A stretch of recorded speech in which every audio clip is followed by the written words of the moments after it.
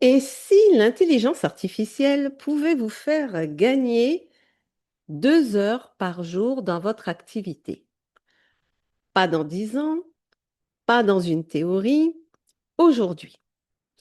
Dans cette vidéo, je vais vous montrer comment utiliser Google Vids pour créer une vidéo complète avec l'aide de l'IA et comment ce type d'outil peut transformer la manière dont vous produisez du contenu. Alors, avant de commencer à se lancer dans Google Vids, ici, vous avez déjà quelques éléments de vidéo qui vont m'aider à concevoir ma vidéo. Alors, qu'est-ce que Google Vids? Eh bien, je vais vous le montrer dans un instant. Voilà, et avec que des outils gratuits. Aujourd'hui, j'ai décidé d'utiliser Mistral pour générer certains éléments de ma vidéo. J'avais l'intention d'utiliser Mistral AI pour générer une image, mais c'est sans compter que normalement, l'outil que je vais vous présenter est aussi un générateur d'images. Pour cela, vous devez vous connecter avec votre compte Google et vous allez dans les favoris où vous allez trouver tous les outils et vous allez voir ici Vids. Vids, c'est ça que l'on va utiliser aujourd'hui. Donc ici, lorsque vous arrivez, vous avez l'interface de Google Vids. Et là, cette fenêtre vous permet de découvrir quelles sont les différentes actions que vous pouvez réaliser avec cet outil. Vous pouvez enregistrer, on peut s'enregistrer, nous, avec notre capture d'écran, ou les deux, donc voix et capture d'écran, ou uniquement la voix. Je peux importer des vidéos, des images, des multimédias dans ma scène. Je peux utiliser des modèles qui sont déjà proposés dans l'application pour générer ma vidéo et je peux convertir cette vidéo que je vais concevoir avec euh, en diapositive ou alors je peux partir de zéro. Je vais vous montrer toutes les fonctionnalités qui sont disponibles dans Google Vids. Donc, je vais commencer déjà par ce modèle-ci. Alors, j'ai oublié de préciser, vous pouvez choisir en portrait, en paysage, pardon, en portrait ou carré. En fonction de ce que vous allez choisir, vous aurez des exemples à disposition ou pas. Vous avez plus d'exemples lorsque vous êtes en version paysage. Si je prends la première, enregistrez-vous, d'accord? Enregistrez-vous, enregistrez votre écran ou les deux. Donc là, je vais vous montrer comment cela se passe. Donc là, il faut savoir que j'enregistre aussi avec un logiciel qui me permet de faire cette vidéo. Donc, au bout d'un moment, pour éviter les problèmes visuels, il n'y aura pas de caméra.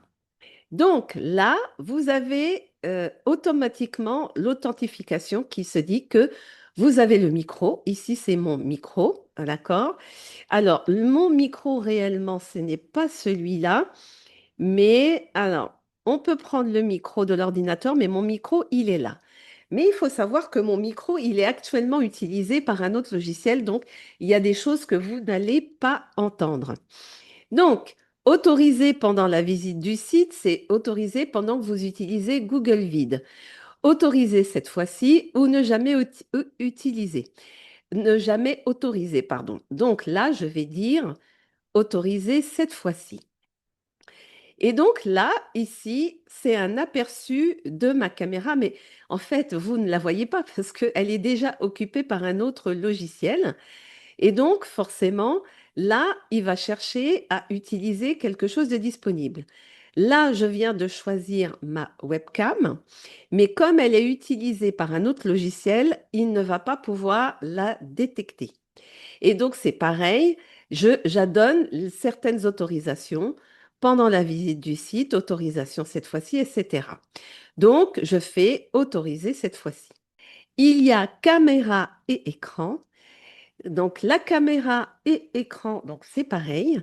Il va prendre une partie de mon écran avec mon micro et il va garder tout ça en mémoire. Par exemple, si je prends le partage avec l'onglet Le chat, donc cet onglet sera pris en partage. Partager aussi l'audio de l'onglet et là, c'est activé, c'est oui. Donc ici, je garde le chat et je clique sur partager.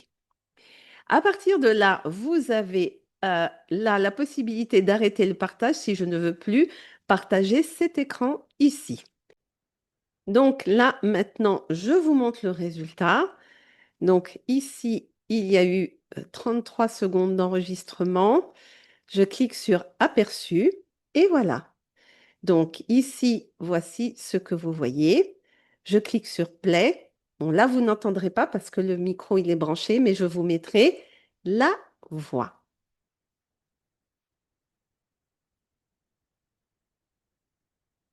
OK, vous voyez bien, ça bouge. Voilà.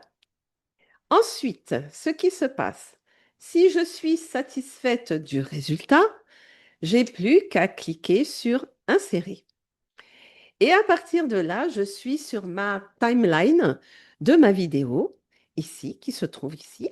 Je suis sur le Google Vids. Je peux donner un titre à ma vidéo. Donc, je vais dire comment utiliser Google Vids. Voilà.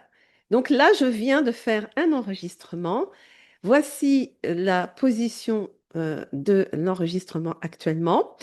Donc, je peux étirer pour que ça prenne toute la timeline, par exemple. OK, je peux faire ça. Je peux revenir en annulant. Vous avez exactement les mêmes fonctionnalités que vous auriez sur Canva, par exemple, pour ceux qui connaissent Canva. C'est exactement la même chose, les mêmes manipulations. Donc là, vous avez la vidéo. Je peux, hop, faire en sorte qu'elle soit sur toute la timeline et j'ai toute la lecture que je peux lancer. Là, vous n'entendrez pas, mais je vous mettrai la voix pour que vous puissiez entendre. D'accord? Voilà. Donc là, c'est la capture d'écran. La capture d'écran avec ma voix directement. Donc ça veut dire que vous pouvez l'utiliser sans difficulté. Si vous voulez raccourcir la vidéo, vous pouvez pousser comme ça, retirer le début et si vous voulez raccourcir la fin, vous pouvez faire pareil et là, ici, vous sélectionnez et vous raccourcissez. Voilà. Et donc, vous voyez que maintenant, la durée, au lieu de ça soit de 33, elle fait 11 secondes à peu près. Vous pouvez le faire encore plus petit si nécessaire. Voilà. D'accord? Donc, c'est pas mal. Ensuite, pour ajouter quelque chose en plus sur la timeline, vous cliquez sur Nouvelle scène. Et là, automatiquement, vous avez quelque chose de vide. Sur la nouvelle scène, vous pouvez ajouter une vidéo. Donc, pour insérer une nouvelle vidéo sur la scène, comme je viens de le dire, insertion. Donc, hop, vous cliquez sur insertion. Vous avez la possibilité de générer une voix, de générer une image, enregistrer une vidéo, enregistrer de l'audio, importer. Et ça, importer, ça sera depuis l'ordinateur, donc depuis votre disque dur de votre ordinateur. Et sinon, Drive et photo, vous pouvez récupérer depuis votre Drive. Vous cliquez sur Drive. Comme vous êtes connecté à votre Drive, il va directement explorer les fichiers, le répertoire bien spécifique pour travailler dans cet espace. Donc là, par exemple, je veux ajouter cette vidéo, je clique dessus et automatiquement, elle est sur la scène. Donc la voilà. Donc là, je reviens ici, je fais la lecture et hop, il y a la vidéo qui se joue sans problème. Donc là, il y a par exemple ma voix. Ici, il y a ma voix, ici qu'il y a là. Je peux simplement la supprimer si je le souhaite et mettre autre chose à la place. Donc, je peux me mettre au début, je peux réduire la scène du début et pour avoir un audio, je peux demander la génération d'un audio. Donc, pour ce faire, je vais ici, insertion, et là, je vais faire générer une voix. Pour générer une voix, il faut simplement lui indiquer le script à lire. Vous avez différentes voix qui sont à votre disposition par la suite. Alors, je vais aller générer un script. Donc, je vais lui dire, par exemple, ici, euh, je veux un script pour expliquer comment monter une vidéo dans Google Vids. Alors, je lui dis je veux. C'est pour avoir du contenu, hein, d'accord? J'aurais très bien pu me dire, je veux simplement le texte que je viens d'écrire, ok? Donc là, il vient de dire ton chaleureux et engageant, présentateur. Bon, il en a fait beaucoup. C'est vrai que j'ai pas indiqué la durée. Donc là, moi, ce que je vais faire, c'est que je vais prendre le texte qu'il y a ici, d'accord? Et je vais retourner et je vais ici le coller dans la partie ici. D'accord? J'indique en plus, alors je ne sais pas s'il va en tenir compte, je ne sais pas du tout, je ne sais pas s'il va en tenir compte. Non, non, je ne vais pas le mettre parce que je pense qu'il va le lire. Et ce que je vais faire maintenant, c'est que je peux modifier les voix. J'ai différents types de modèles de voix. Vous n'allez pas pouvoir les entendre, mais je vous les rajouterai sur la vidéo. La voix que vous sélectionnez aura une incidence sur la façon dont les spectateurs réagiront à votre vidéo. Elle doit correspondre à l'objectif et au style de votre vidéo. La voix que vous sélectionnez aura une incidence sur la façon dont les spectateurs réagiront à votre vidéo. Elle doit correspondre à l'objectif et au style de votre vidéo. La voix que vous sélectionnez aura une incidence sur la façon dont les spectateurs réagiront à votre vidéo. Elle doit correspondre à l'objectif et au style de votre vidéo. La voix que vous sélectionnez aura une incidence sur la façon dont les spectateurs réagiront à votre vidéo. Elle doit correspondre à l'objectif et au style de votre vidéo. Voilà, il y en a qui sont à proposition. Je vais prendre formateur, je vais sélectionner et ensuite je vais dire, je suis au début de la timeline et je vais lui dire insérer une voix. Donc il est en train de générer la voix avec le texte pour la première partie de la vidéo. D'accord? Donc ensuite, je vais à la deuxième partie de la vidéo et je vais aller chercher la suite de mon script. D'accord? Et je vais prendre cette partie-là, cette partie-ci. Hop, je vais la coller et je vais lui dire insérer la vidéo. Et voilà, c'est fait. Donc, je vais vous faire écouter par la suite qu'est-ce que cela donne pour que vous puissiez entendre la voix, etc. Bonjour à tous. Aujourd'hui, je vais vous montrer comment monter une vidéo facilement avec Google Vids, l'outil intelligent de Google qui utilise l'IA pour simplifier le montage. Que vous soyez un débutant ou que vous cherchiez à gagner du temps, Google Vids est parfait pour créer des vidéos professionnelles en quelques clics. Donc voilà, maintenant, j'ai mes voix sur la première et la deuxième vidéo. Simplement là, je remarque que ma voix sur la deuxième scène est plus longue que la vidéo. La vidéo s'arrête. Que faire? Est-ce que je raccourcis tout ça? Non, pas du tout. Ce que je peux faire, en revanche, je peux dupliquer la scène. Dupliquer la scène pour que ça puisse continuer. Hop, je duplique la scène. Et au lieu de, hop, d'avoir du vide, je la duplique. Et là, alors, elle s'adapte à la longueur, visiblement. Alors, attendez. Ouais, voilà. La longueur, elle est jusque là. Des fois, on peut être surpris, mais c'est vraiment comme va. Donc là, j'ai dupliqué la scène et maintenant, je vais raccourcir ce que je n'ai pas besoin pour que ça cadre avec le script. Donc maintenant que j'ai bien fait le nécessaire pour que ça cadre avec la voix, je vais maintenant mettre en place ce qu'on appelle des transitions pour que ça soit plus sympa quand ça passe d'une scène à une autre. Pour cela, il faut cliquer sur le petit symbole Ajouter une transition Et là, on a différents types de transitions à disposition. On a enchaîné fondu, on peut choisir la durée, on a le fondu normal, on a par insertion, on a par changement de taille, on a par rotation et on a par scintillement. Donc vous voyez, donc là, on a déjà de bons exemples qui nous permettent de mettre quelque chose de dynamique. Donc moi, je choisis ça et voilà ce que ça va donner en lecture. Hop, voilà. OK?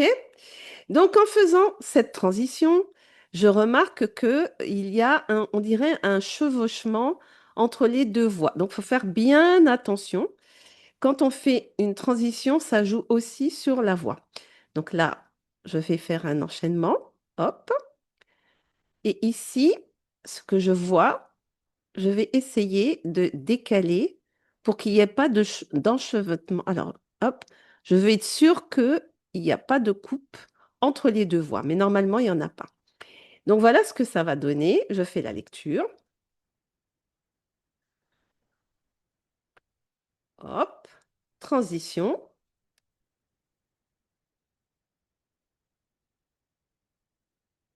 Et une nouvelle transition.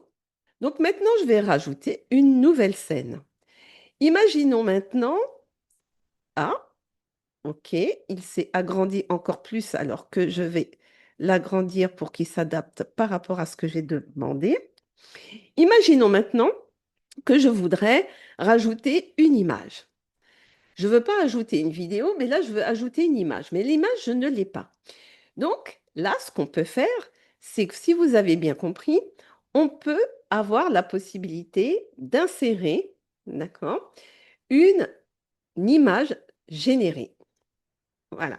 Donc là, c'est la première fois que je vais l'utiliser. Donc, quand c'est comme ça, vous cliquez sur Activer. Et là, à ce moment-là, vous avez à disposition Google, donc Nano Banana, qui vous permet d'utiliser des images à disposition. Donc ici, ce sont des images qui sont directement dans mon espace à moi. Cependant, je peux demander à en générer d'autres. Rappelez-vous, lorsque j'étais dans Mistral, j'ai utilisé ce prompt pour générer une image.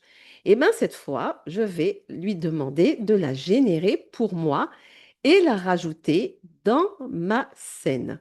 Donc je vais me mettre ici et je vais cliquer sur Générer. Donc là, je vous dis, c'est 100% gratuit. OK?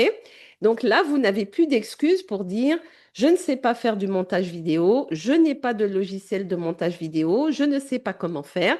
En fait, là, c'est très ludique, c'est très facile de le faire. Voici l'image qui est générée ici et je la rajoute sur la scène, tout simplement. Donc là, je clique sur Insérer et je la positionne comme je le souhaite. Je peux positionner l'image où est-ce que je le souhaite. D'accord? Ici, vous avez la possibilité d'animer cette image-ci que je viens de générer. Alors, je vais la positionner comme ça. Donc, vous voyez, là, je l'étire. Et contrairement à ce qu'on a l'habitude de voir, là, il n'y a pas de déformation. OK? Là, elle n'est absolument pas déformée. Et qu'est-ce que je vais faire? Puisque vous l'avez vu tout à l'heure, alors là, je ne le vois plus.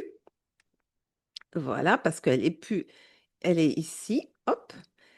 Vous avez cette icône. Soit je peux modifier l'image, ou soit je peux l'animer, ou soit je peux apporter des options de mise en forme. Là, je vais cliquer sur Animer. Et l'animation, en fait, c'est la manière qu'elle va arriver sur la scène. Voilà. Bon, là, on ne va pas faire tout ça. Mais voyez, vous avez des possibilités, entrée, sortie, en fondu. Voilà voilà comment ça se passe. Vous voyez? Donc, là, hop, avec une nouvelle transition, paf, et hop, c'est pas merveilleux ça? Hop, voici une petite vidéo.